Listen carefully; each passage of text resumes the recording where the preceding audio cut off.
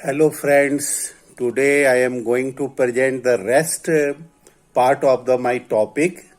This is the very fruitful to MF Final Sociology, Studies on Indian Society. My topic is Policy, Research and Social Science Relevance. The rest part is Independence led to further rationalization and proliferation of policy research in India, both in terms of institutional setup and funding. There was expansion. Universities and colleges, government funded autonomous research agencies, added research institutes with governmental and private control and research organizations of the government. Uh, of the government uh,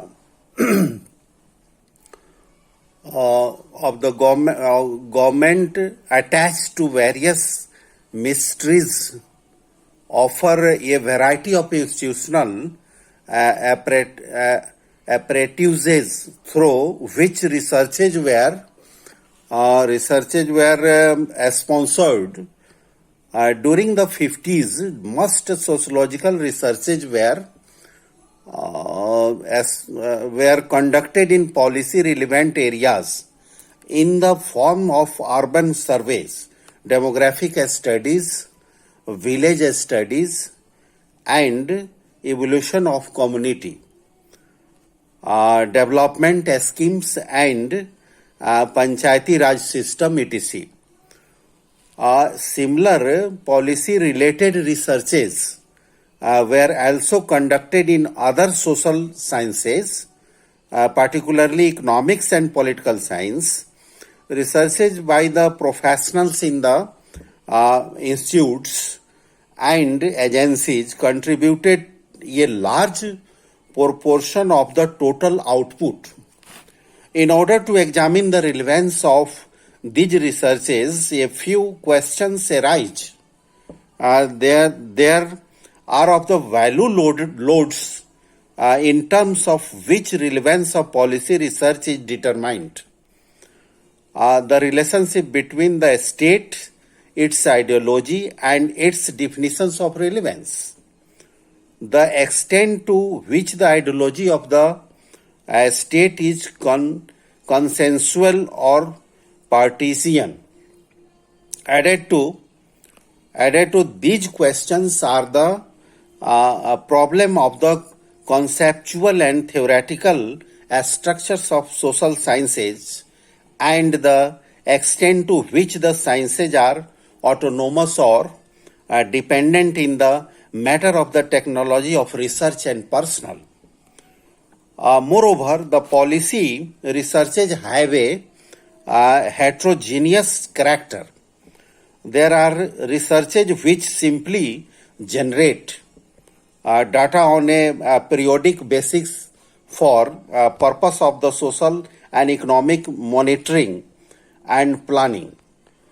The census operations, the national sample surveys and other surveys, and descriptive researches conducted by numerous public agencies belong to the category. The question of value load is not directly involved in such researches, except in the definition of concepts, their operationalization of the inclusion or exclusion of items from observation. A second category of policy researches is which the goals of social or economic development are normatively willed into the objective of research. The problem is defined as to how to achieve such an objective most efficiently. Researches of this kind are in the very a very heartland of the dominant ideology defining relevance. The third type of policy research may be of an evaluative nature, a follow-up a study of the consequences of measures of social engineering or planning. The urgent problem in such researches are not of ideology or sponsorship, but of technology of research, its designing and operationalization. Finally, one may also include in policy researches studies which attempt to examine the value loads of social policy measures and their impact on society. Such researches by implication also suggest alternative strategies of planning for development by exposing the contradictions inherent in the social forces which contribute to the various type of policy researches.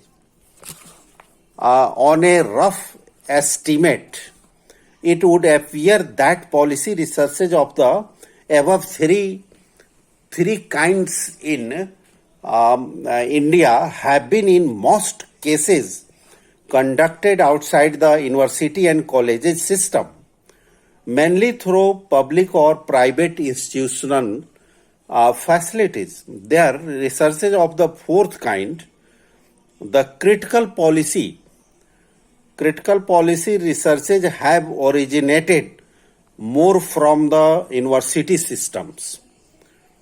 This pattern of orientation in research is logical because the manner in which research is socially organized to a large extent conditions its orientation, cognitive boundaries and responsibility.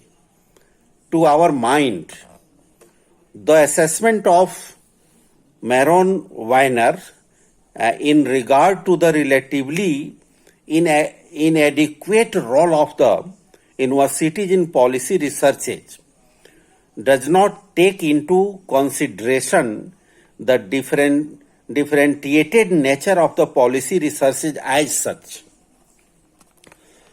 His inventory of general attributes of policy researches, however, indirectly supports our thesis. Weiner finds the most policy researches in the India are not social science studies, but are intended to provide a database for policy. Secondly, a large number of the research studies conducted in these institutions center on individual development projects. And thirdly, none of the studies are comparative. These characteristics of policy researches, if true, put them in a very unequivocal light. These also seriously damage the many assumptions with which Weiner urges his case for internationalization of policy researches in India. Considering the types of policy researches in India, it is not necessary to expect that all of them should be social science. Similarly, it is also not legitimate to characterize all varieties of basic researches as non-policy oriented researches, since the role of criticism, demystification and alternative modes of social constructions of reality is helpful in correcting the premises on which policy researches are based. For instance, the class character of Indian society, especially the existential and structural conditions to which most poorer sections of our society are shackled, offer a more viable explanation of why several developmental measures do not appeal to them, and why to come other they are violently apathetic. A hug bulk of funds and efforts in policy researches, in family planning and community development during the 50s and 60s went near vast in the absence of the appreciation of such basic sociological phenomena. Policy researches are grounded in the most varied presuppositions about the model of development in a society. At any time, this ideal is represented by its ruling elite. Depending upon the character of this elite, land of the state, the ideal of development may be placed on a continuum of consequentiality and partisanship. The credibility of the policy research depends upon the extent of consensus that the policy under consideration evokes.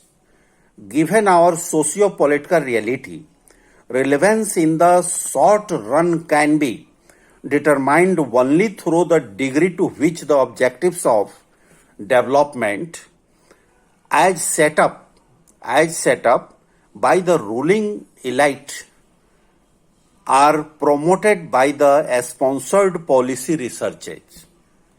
Within the framework of policy researches, the scope for formulating them can be only technical and not ideological. An ideological appraisal of policy researches implies a structural changes in the character of the ruling elite. It implies alternative models of relevance. Thank you very much. I will post this matter on WhatsApp group of MA Final. Okay, goodbye. I will meet next time. Thank you very much.